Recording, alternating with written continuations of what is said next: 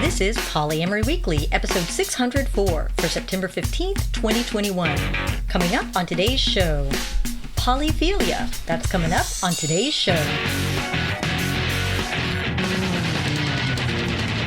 Hello, everyone. I'm your host, Minx. I'm here with my favorite co-host, Lusty Guy. Happy and lucky to be here, as always. And this is your reminder that this is an adult show about really lascivious things like honesty and communication about sex and relationships. If you're under 18, please stop listening and visit scarletteen.com.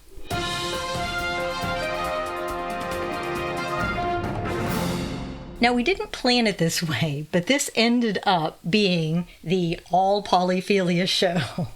So we actually recorded this interview with PolyPhilia Leanne a few months ago, and recently she gave an interview for basically the British equivalent of Fox News, and she freaking killed it. She was basically given free rein to answer like 2 or 3 questions.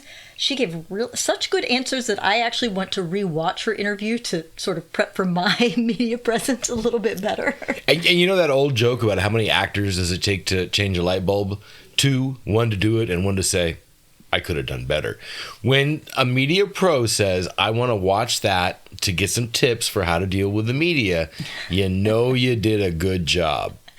I'm not sure if I'd consider myself a media pro. A minor. But it's really impressive. It's about a 15-minute segment, and she does a great job. She sounds nervous. She probably is nervous, but she actually does a really good job of answering general questions about polyamory and non-monogamy and sprinkling it with her personal experience, but not focusing too much on her own personal experience and really branching out to the bigger picture pretty quickly. So I'm kind of excited about that. I'm kind of excited that the ultra-conservative British version of Fox News host let her run with it like this and didn't challenge her too much. Well, you know, I haven't watched it. I'm terrible at watching video. Like, give me the transcripts, you know that. But I'm really happy to see you're excited about it. And whenever this happens and there's somebody showing up in the media, I always think of your hope some years ago that we would be as interesting as peanut butter. Yes. Yeah. As mundane and boring as peanut butter. Like, not a thing at all. So we're not quite there because people still need to do interviews about what is non-monogamy and what is polyamory. But the fact that it's less combative, even with a host that would probably generally you would expect to be more combative, was actually pretty cool. So I'll provide a link to Alan's coverage of this in Poly in the News, where there's also a link to the segment.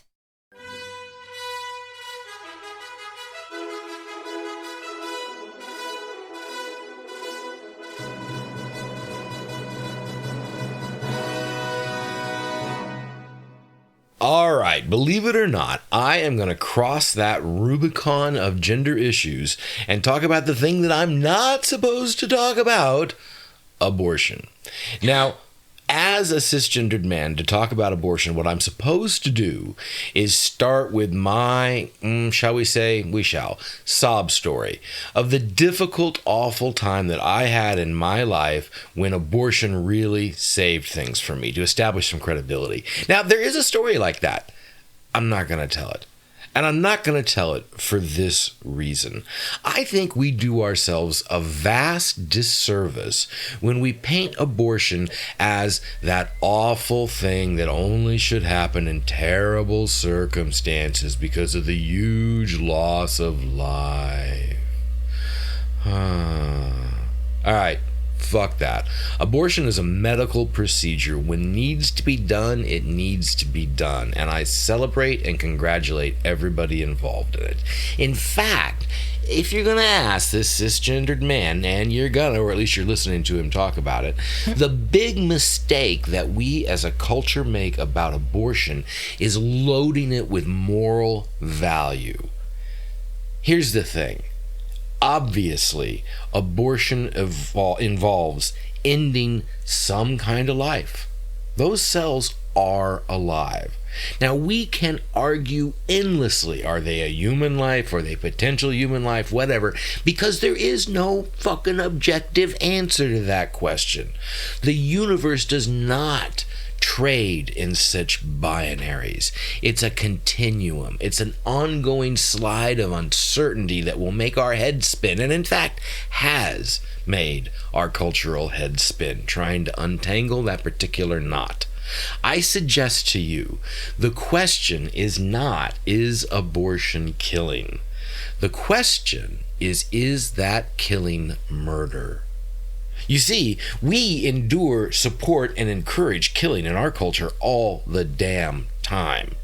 Now, it might be that it's self-defense, and it might even be, let's say, legitimate and justified self-defense, when all of us will go, yeah, that killing needed to happen.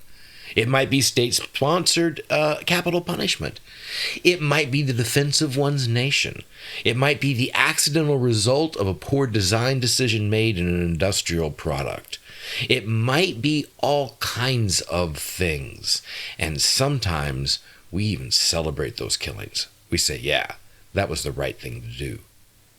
Now, for all that the universe exists in a continuum, us meaning makers, us arbitrary designers of rules, get to establish things that are absolute. We do it all the time. We do it in our laws. The question about abortion is not, is it killing? The question is, what system of governments can we create around it that will produce the most sustainable, just, and positive culture? I suggest to you any set of rules around abortion that we create that does not recognize the body autonomy of the person that is pregnant will not be a set of rules that create a just, fair, and positive culture. If you can be compelled to endure a 9-month pregnancy, surely you can be compelled to give up one of your kidneys to keep somebody else alive. Surely you can be compelled to be enrolled in this test program to keep a lot of other people alive. You see, and then to circle back to the beginning, this is why I resist seeing this as a gender argument. It's not. It's not a gendered argument. And I'm sorry, it's not a woman's issue. It's an issue of civil rights and body autonomy for all of us. All of us. Those of you wandering around right now thinking you have a right to refuse vaccination, but a pregnant person doesn't have a right to terminate their pregnancy, have worked yourselves up into a convoluted knot of logical nonsense. A and B don't work together in that situation. You want to be able to refuse your mask? Well, you can't. But if you want to be able to, you'd best be supporting the other person's right to their body autonomy. There's no system of rules you can come up with that says it's okay to compel pregnancy, while it not being okay to compel a lot of other behaviors that will save lives. So I suggest to you, the question is, what moral system do you want to live under? Me? I want to live under the one that says, hey, you know what? Your body, your rules. Unless and until the point your fist is smacking my face. There are no faces being smacked with abortion. All of us need to support the right of individuals to own their own body, and I strongly encourage you to let your opinion known to the state of Texas and every other one that is right now working to tear apart Roe v. Wade. Okay. If you have questions, comments, or feedback, please email lustyguy@polyweekly.com. Sharpen those pitchforks. Lighten those torches. Yeah, I think that was a lot of food for thought. I think people tend to be very entrenched on this issue already, but I appreciate your bringing a different perspective to it. You can contact lustyguy@polyweekly.com, or you can call in and leave your comment, 802-505-POLY, or email polyweekly@gmail.com and attach an MP3 file with your questions, comments, pitchforks. Also, if you do want to book us for anything that involves a calendar, please do email lustyguy@polyweekly.com. And without further ado, I am so excited to present to you our interview with Leanne Yao, Polyphilia.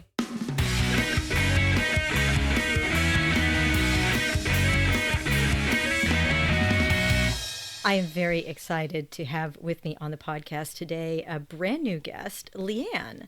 Leanne is a polyamory educator, influencer, comedian, blogger, community mentor, and founder of Poly Philia, which is the largest page dedicated to non-monogamy education in the UK.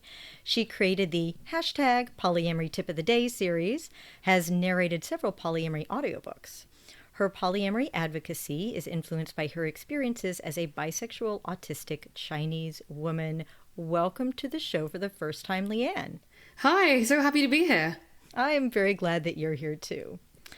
So let's dive right in. I'm always curious how people discovered that they were polyamorous and or polyamory education activism. So what is your origin story? Yeah, no, lots of people ask me about this. So my origin story started when I was 17. So I started out, I'm 22 now for context, so I've been doing this for about 5 years, and my journey started a little bit earlier than most people's.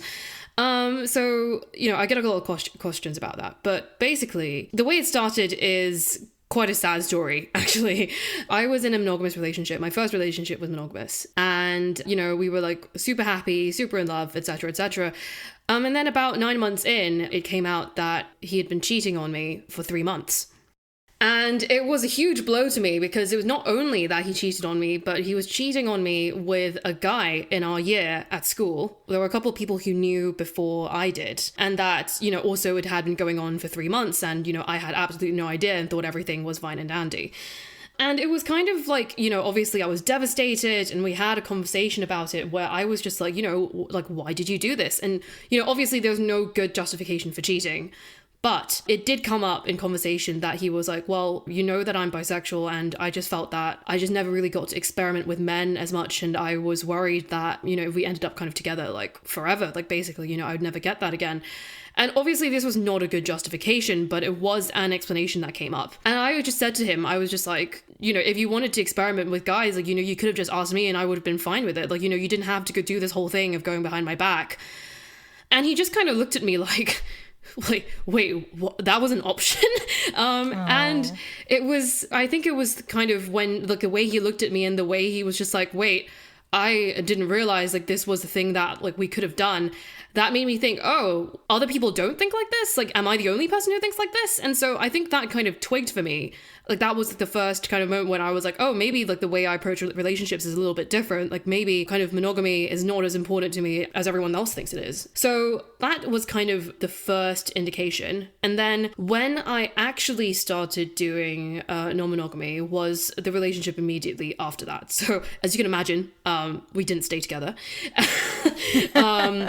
And in my second relationship, we basically at one point like went long distance because I was going home like after school like to spend some time with family, and he was going to start university in America. So we were going to be on like opposite ends of the planet basically. And at the time it just seemed like the logical solution to me to open up the relationship. And I hear a lot of stories about how people, like, they bring it up to their partner flips out, and, like, they have, like, so many, like, deep conversations about, like, upending the foundations of their relationship and stuff like that. Didn't really happen for me. And I think that was mostly because I really framed it around like how much it would benefit him, because I was thinking about him at the time. I was like, well, I'm going to be going home. I'm going to be spending time with my family. But I don't want to hold you back from experiencing all that university life has to offer. Like, I know Freshers Week is going to be super crazy and super fun, and you're going to be exploring new things, trying new things, meeting new people. And I don't want to be the person who prevents you from doing that. Like, I really, really genuinely want you to go out there and have fun. And so, it was obviously like a super easy conversation for us kind of with that framing in mind. And so, he was like completely fine with it. And I was obviously super encouraging. So that was kind of my first experience with non-monogamy.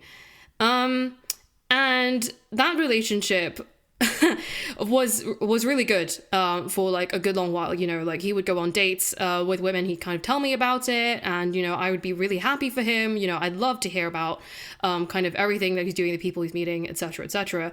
But then it kind of got to a point where I started dating people. Oh, well now. Yeah.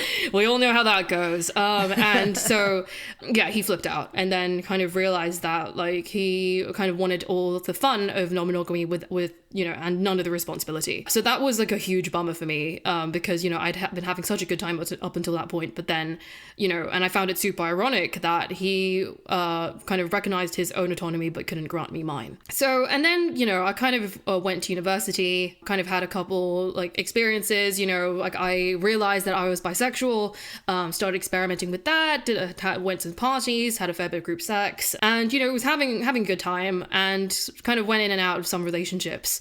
Throughout all that, I was, pretty much certain that, like, I wanted non-monogamy at this point. Like, I realized I was non-monogamous before I realized I was bisexual. And I think kind of in terms of, if you're thinking like, oh, is it an identity or is it a choice?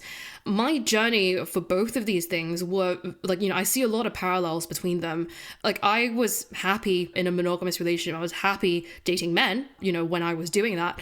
But then it was after I realized that there were other options out there. And then after I had this realization that, I would look back on my childhood and I'd think of, there would be so many moments when I was like, oh, actually, that was a little bit gay. Or actually, I remember being really confused about monogamy when I was a child. So then kind of it's kind of having that, like hindsight that makes me feel that it is more of an identity to me than it is a choice. And so currently, right, so I'm in my current relationships. I've been in one of them for almost 3 years. And then I've also kind of involved with 3 other people, kind of to like a lesser extent. And I've been with them for, I met them all around the same time, to be honest, about like a year and a bit, about a year and a bit. So then I have 4 partners, and some of them are really independent, but they like hanging out with me. Some of them have their own partners, so then they're kind of busy with that as well, which is why I'm able to manage 4. I know most people max out at 2 or 3, but then I'm fortunate in that 3 of my partners are quite low maintenance, which is why, I'm able to have the relationships that I have. So that's kind of my current setup. I would consider it to be quite non-hierarchical. I would also identify as a relationship anarchist, and I also really enjoy swinging. So that's something I do as well. And group sex. Yes. Yeah. Love that. All about that. Oh, wow. If there ever were an ad to convert people to polyamory, I think your origin story is it. That's amazing. So tell me a little bit about how you became an activist, how you became an educator. When did you start the blog and why? Sure. So basically people had been telling me to talk about my experiences kind of on a public platform for quite a while. I had a lot of friends who were kind of asking me about polyamory, and basically when I was at university, I founded the Polyamory Society at my university, and a lot of people were kind of asking me for advice on that front, and I became like the polyamorous person like on campus, which was like an interesting time. But I'm fortunate in that, like, most universities are quite, left-wing and open-minded spaces anyway, so I didn't get as much flack for it as you might think. But, I was already kind of, I already had that public voice and platform at university, and I just kind of listened to my friends, and they were like, yeah, just like make a page or something. So I did. And initially it was just a website. It was just like a blog where, I was just kind of like writing my thoughts down as and when. And then, one day, like, I was just messing about and I decided to create a meme. And I still remember my first meme. So this was in November 2020. So I started this blog in November 2020.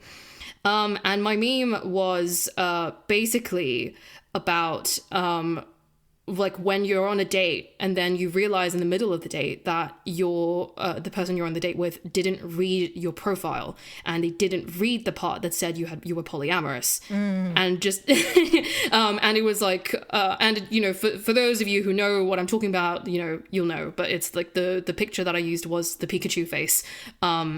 And it was like the surprised Pikachu meme. So it was just kind of, yeah.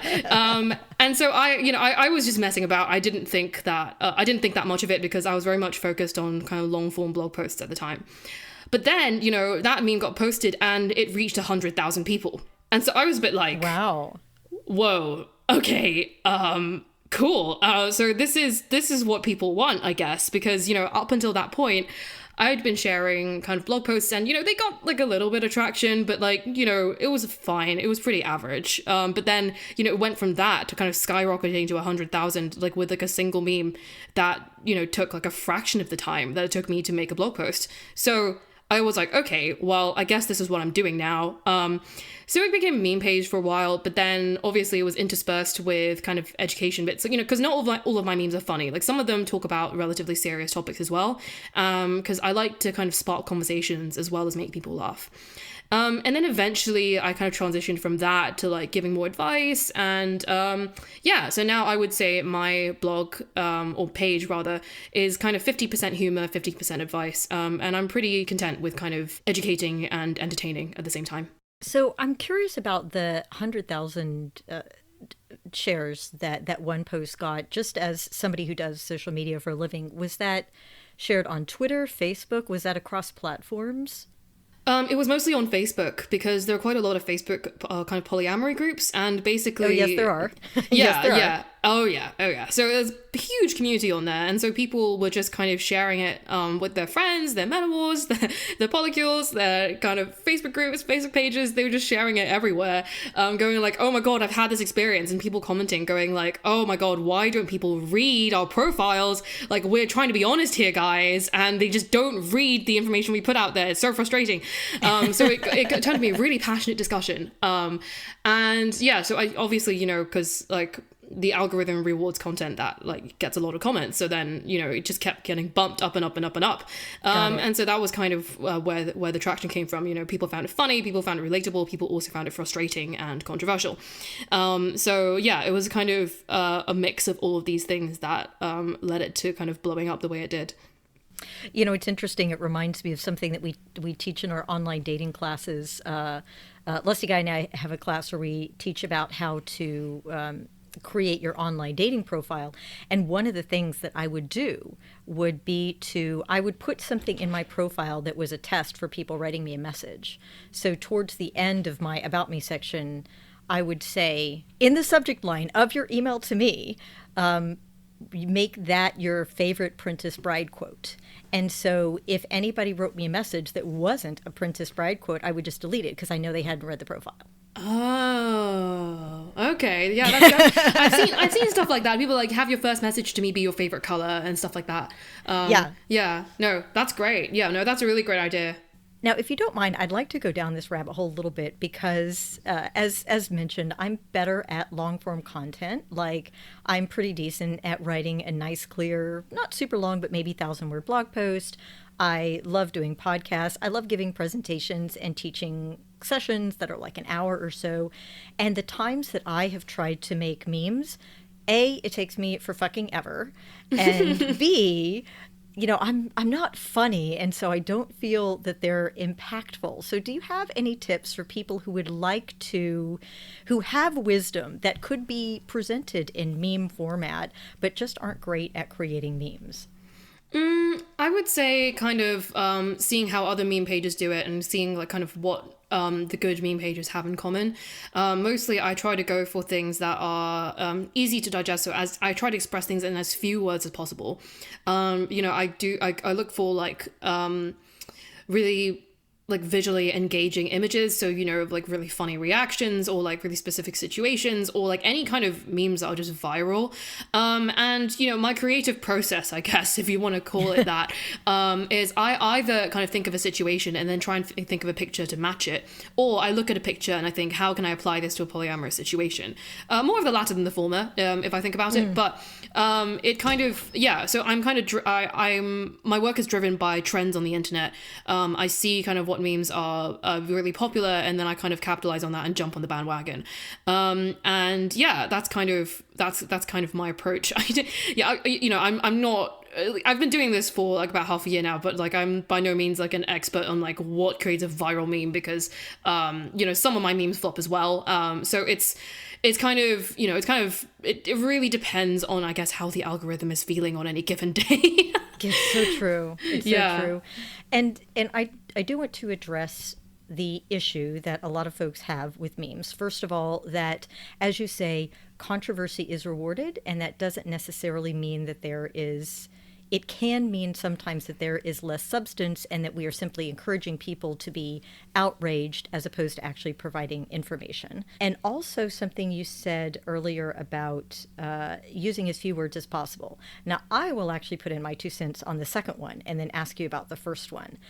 One of the gifts I feel that Twitter has given us, despite the fact that people think that now people are no longer capable of thinking in anything other than 140 characters. I think one big gift of micro blogging platforms like Twitter is that folks really have had to condense their thoughts into something short and concise and powerful. It's like writing a headline, and headlines are really hard to write. I am terrible at it. And again, my day job is writing social media, and I will take half an hour to write a tweet, which is difficult since I have to do many of them a day. But I actually think that that can be a good thing, in addition to, of course, having long form content. But do you have any thoughts about the critique that when only outrage is encouraged, then we will be outraged all the time? Yeah, that's an interesting one. To be honest, my memes don't provoke outrage as they do discussion. So sometimes I'll make memes about, controversial topics within the polyamory community, which, from what I've observed, are generally, in this particular order: unicorn hunting, hierarchy, the one penis policy. Those are the top 3, and then beyond those are that, the top. Yep, yeah, that's true. basically. Those are top 3. Veto power is another one, and just couple privilege generally, which is all kind of related to hierarchy. So I guess and unicorn hunting. So I guess it kind of ties into that. But I make memes about that kind of thing, and then obviously that starts debates in the comments. But I don't mean to do that to provoke outrage. But it just kind of people will interpret my meme a certain way, and then think, well, you must believe this, and I'm like, no, and they're like, yes, you do, and then people pile on, and then it just becomes like a big mess. Other times, though, I do make memes about current events. So back in January, there was, I don't know if you saw this in the news at all, but so Ashley Babbitt, who was one of the insurrectionists at the Capitol on January 6th. Right, yes. It was revealed in an article that she was in a polyamorous triad. And basically that was like a thing that became quite viral on Twitter, and I decided to comment on it in meme format. And I basically just talked about how the polyamorous representation we want looks like, and I put an image of the TV show Sense8, and then I put the polyamorous representation that we get, and then I put an image of Tiger King and Ashley Babbitt. So, oh dear. Yeah, so then, that was obviously, people reacted to that in various ways. There were some people who were like sharing positive representations of polyamory that they'd seen in the media. There were some people who talked about how frustrating it is that, everyone just focuses on, conservative people being polyamorous and then going like, yes, all of them, we must paint them with the same brush. And then another argument about how some people were uncomfortable with the fact that there were conservatives in the polyamorous community, and kind of having to confront that and acknowledge that, there is diversity of opinion, even within a community that is so kind of open-minded and I guess, left-wing, right? So, it opened up quite a lot of discussion about various topics at the same time. So, I kind of create content like that, I kind of, like I said, I make people laugh, but I also start discussions about topics that I feel are important. I'm loving talking memes with you, and I already want to have a conversation about that. I don't want to get to the end of this interview without talking about your experience, though, about being poly and Asian, which I probably should have talked about before memes. No, I mean, it's fine. People kind of know me. I don't show my face a huge amount. Well, I've started to do more now. Like, now that I'm on TikTok, I've started showing my face a bit more. But at first, I really kind of just wanted to be defined by just being like a polyamorous creator rather than like by my race or my identity or anything like that. Not because I'm ashamed of it, but then I guess it just wasn't kind of the focus of my page. So, I'm happy that you asked me about memes like before, like anything else, because that is kind of what I was defined as for like most of my, I guess, time like online. So I know you're in the UK, and I know that experience is a little bit different from what it might be in the United States. Is there as little representation of Asians in poly communities as there is here? It's definitely a much smaller minority than most other groups here. Well, to be honest, kind of my exposure to the polyamorous community in the UK hasn't been much beyond kind of my experiences at university. And also kind of like when I started the Polyamory Society at university, like this was like during the pandemic. So then, I haven't been to like the kind of, I guess, polyamorous hotspots in the UK, which would be, London, Bristol, Brighton, Manchester. I haven't kind of interacted with people in those groups quite a lot. Most of my interactions with the polyamorous community in the UK has been online. As for representation, I guess kind of based on my own experiences, my own polycule is quite diverse. And I kind of didn't intend it to be that way. It's just kind of, it is what it is. So obviously I'm Chinese. One of my partners is Chinese. I have another partner who is black, and then the other two are white. So, kind of, we're all from different countries as well, because, we're literally all from different places. So I'm from Hong Kong, one is from Australia, one is from Barbados, one is from Austria, and one is from Wales. So all five of us are, we represent quite like a wide range of people. So I can't really comment on that a huge amount because, I'm most of my experiences of the polyamorous community have been online, and I haven't, to be honest, been to a lot of polyamory meetups kind of in big cities and things like that. Well, there was a pandemic, so I think we can forgive you that. Yeah. And I think it's true in general that if a lot of it took place during your college years, there does tend to be more diversity on college campuses, provided you're not at one of those, conservative religious universities. Mm-hmm. So I'd be curious to bring you on the show again in 10 years and see what your experience has been. Yeah, no, I would love that. Stick it in the diary. Yeah, cool. Now, you mentioned in your description that you are also autistic. I have a number of friends that are, although I don't believe that I'm on the spectrum myself. Is there any information you can share or experiences you'd like to share with our listeners about being an autistic, bisexual poly woman?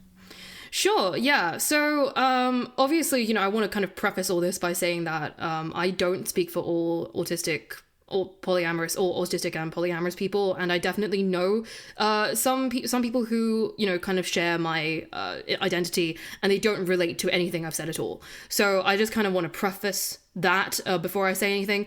But I think that the fact that I'm autistic has actually helped me more than hindered me in kind of my polyamorous interactions, because when I was in a monogamous relationship, there were all these social scripts that I had to follow. And, I like a pretty key facet of being autistic is that you just don't get the social scripts that other people seem to automatically understand. And so you're kind of left like super confused most of the time. And so, like exploring polyamory was really freeing for me because everyone was on the same page. Like instead of having some people know the rules and then me just being confused and trying to catch up, everyone was on exactly the same page about like, throwing the existing scripts out the window and trying to create something new and unique and tailored to us specifically together. So that was like a huge benefit to me, kind of exploring something unconventional and, just kind of outside the norm and going against the grain because, I already felt I was doing that. So then to have other people do the same kind of brought them like to my level, I guess. We were kind of operating on the same wavelength and we could come to an understanding much better instead of kind of being held back by like what kind of society expected us to do. So I think that's the first thing that I would say of my experience of being autistic and polyamorous.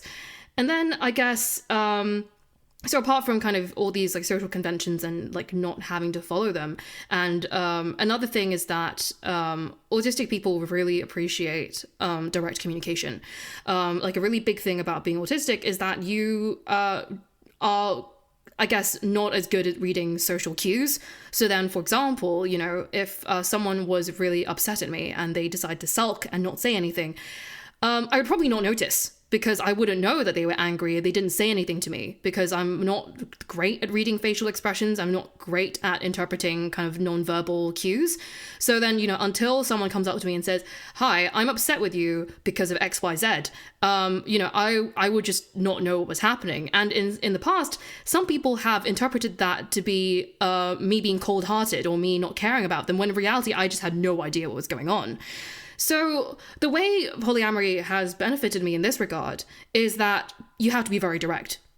You have to just bring things up like when they happen, instead of bottling it in and having it turn into a larger problem later. And so, people are like, my partners come up to me like if they've had kind of an issue or something that they're struggling with, and they've been very open and honest with me about kind of laying out exactly how they're feeling, exactly kind of what they feel that I've done to upset them if there's anything, and then how we can work together to kind of make each other like feel better or like get reassurance or like anything like that. And I really appreciate that. And I think that we don't do this in monogamous relationships or just relationships in general enough. And I think that direct communication and being honest and transparent, instead of kind of expecting your partner to just intuitively get you because they're your soulmate and they should intuitively understand like what you think and what you believe at all times. I think that this is like a real asset that autistic people have, and also just neurodivergent people generally. Just the style of communication that we employ, like when speaking to people that we care about, is something really unique. So yeah, so I think that's the second thing. And I guess more generally, I'm because I being autistic for me kind of manifests in me being like super organized and really loving kind of scheduling and organizing and color coding and everything. And so you can see how, with all the Google Calendar jokes that people make all the time about polyamory, that really, really, really fits in with kind of just how I am. So then I think like on a personality level, like, and just, just how I operate like as a human being generally, like polyamory really fits me. So yeah, I guess that's kind of my thoughts on it. But, I say again, there are many autistic monogamous people. There are many autistic polyamorous people who don't relate to what I've just said. And so this is but this is my experience. And this is what I love about polyamory. And I think it complements my autism, and my autism also complements my polyamory in the best way. Thank you for sharing that. Yeah, I think it's a big benefit to everybody of polyamory that, it's not just polyamory, I should say, in any successful relationship, when you can just communicate directly and not have to use a code or have your partner guess or rely on nonverbal signals. I think that's generally better for everyone involved, whether it be poly, mono, or anything in between. It's, I will say, I'm not anywhere on the spectrum that I know of, and I find it hugely beneficial as well. I have another question for you that is actually just for me. If listeners benefit from it, that's great. But this is just for me. Can you explain to me TikTok? I have spent time on it, and I feel so fucking old. But, I've looked at it. I think part of it's that I'm just not a big internet video person. Like, I don't like watching video in a linear format. I'll do audio because I can do it while I'm walking, but video, I have to stand there and look at it when when it's going to be short and I don't know if it's going to be worth the time. Drives me crazy. So I keep feeling like I should check it out and see if there's anything I can do on the podcast side. But I've spent a couple hours on TikTok and still have no idea what I should do. Yeah, I mean, different formats work for different people. Like, like you said, you're very good at kind of long form things, and I'm more good at like short form things. And I think there are benefits to both, and I think we need like a bit of everything in the community, right? So, like I wouldn't say you have to kind of push yourself into doing something that you're not naturally good at. But I guess TikTok is just short videos. You need to make content that really grabs people's attention within like the first second or even the first half second. And from what I know, so full disclosure, right? So I have been on TikTok for just over 2 weeks at this point in time. But apparently people think I'm really funny because I've now, today I've gained 2,000 followers. And so that has been like super crazy. But I guess, it's about thinking of ways like, how can I condense all this information into like as short a thing as possible, and how do I kind of work the algorithm in my favor in terms of, you know, getting people, the right people to see my content, getting the right people to comment on it, and creating the discussions that I want in the comment section, creating, you know, the content that people want, you know, whether it's educational or entertaining, you know. And I'm still kind of finding my niche, and it's fortunate that kind of the polyamory side of TikTok isn't massive, so, you know, I'm still I'm still experimenting with it, to be honest. But yeah, you know, it's kind of what I said earlier. It's the same theory as with memes. It's like, you know, it has to be quick, it has to be visually engaging, it has to be interesting, and, you know, it has to be just, you know, it has to grab people's attention so they won't just scroll past. Got it. Okay, maybe I'll just follow you and some others for a while, and maybe I'll just be a lurker in that. Mm-hmm. Yeah, I mean, that's what I did for ages, so yeah. You know, I always recommend that when trying out a new platform anyway. I always recommend that people lurk, just follow a few folks, look at the discussions, look at the topics, see what appeals to you, see what doesn't.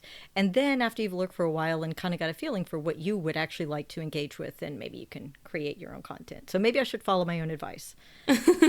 Sure, yeah, fair enough. So, Leanne, we've been chatting for a little bit, and I should probably be wrapping it up soon. But is there anything that I haven't asked you about that you wish I had? No, I think everything. I think we've basically covered everything. Yeah, I mean, you know, you mentioned at the start, kind of when you were introducing me, that, you know, apart from running this blog, I also like record polyamory audiobooks, and so that's something that like I really enjoy doing, because, you know, I want to basically just expand just kind of polyamory education like on as many platforms as I possibly can, and Audible is one of them. So yeah, I guess like that's just something I'd like to plug like at the end. Awesome. And along those lines, where can people find you online? Sure. So you can find me at basically the same handle on most platforms. So I'm on Facebook, Instagram, Twitter, and TikTok at PolyPhilia blog. So that's PolyPhiliablog. I also run, like, I also have a website at polyphilia.blog. Yeah, so same handle again. And I have a shop as well. So I have a Redbubble shop where I sell kind of various polyamory merch. And so that's at polyphiliashop.redbubble.com. And in addition to all that, I also give kind of private support and advice to individuals and couples who are exploring non-monogamy around the world. And more information about that can be found on my website and also on all of my social media. Fantastic. And we'll put all those links in the show notes, as well as a link to the audiobooks that you have narrated as well. Awesome. Leanne, thanks so much. It has been a pleasure talking to you. I will follow you on TikTok and see what I can learn. Yeah, no, I appreciate it. Thank you.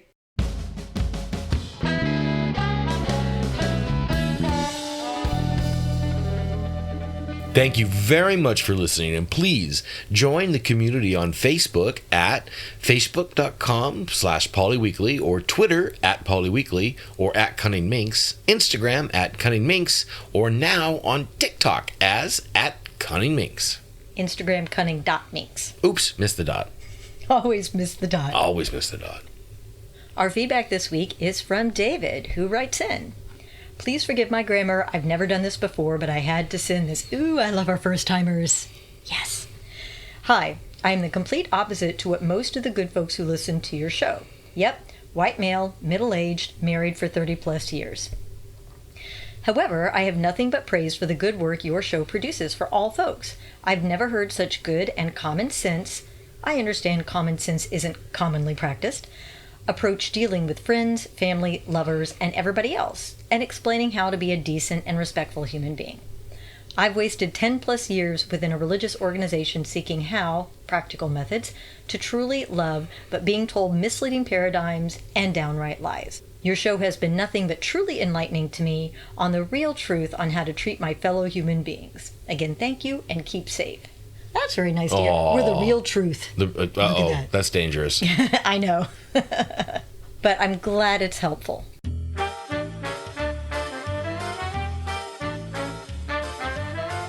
It's time for your Happy Poly Moment of the Week, brought to you by friendly polyamorists everywhere. I've got my own little happy poly moment. As it turns out, and as some of you know, I am the adult survivor of some pretty awful, horrific childhood abuse. Like, Russian novel kind of stuff. And I got the scar tissue to prove it.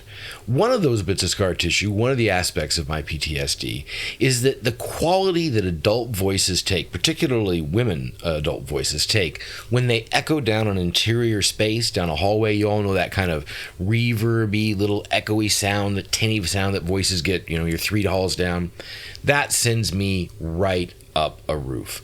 I can get an adrenaline dump, flashbacks, and all kinds of badness just from the tone of voices echoing down the hall.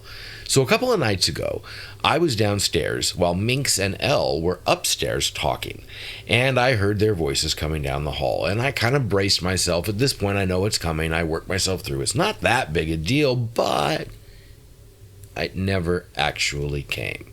For the first time in my adult life, I experienced the sound of women talking down the hall with that special tinny quality, and it didn't freak me out. No memories of, rapid move-outs in the middle of the night and violence and police and all that. So just calm, just a little happy that 2 of the most important women in my life were talking together. It was a wonderful, happy little poly moment, and many thanks to both Minx and Elle for helping me at north of 50 years old to make a little bit of progress on something I've been wrestling with since I was 10.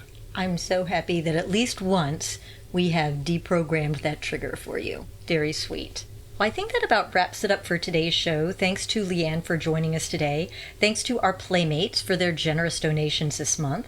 We do keep this a free resource. We've helped hundreds of thousands of people navigate their introduction to and continued success with polyamory and other kinds of non-monogamy. And your donations help keep the podcast free for everybody both inside and outside the community. Thanks so much for listening. And remember, it's not all about the sex.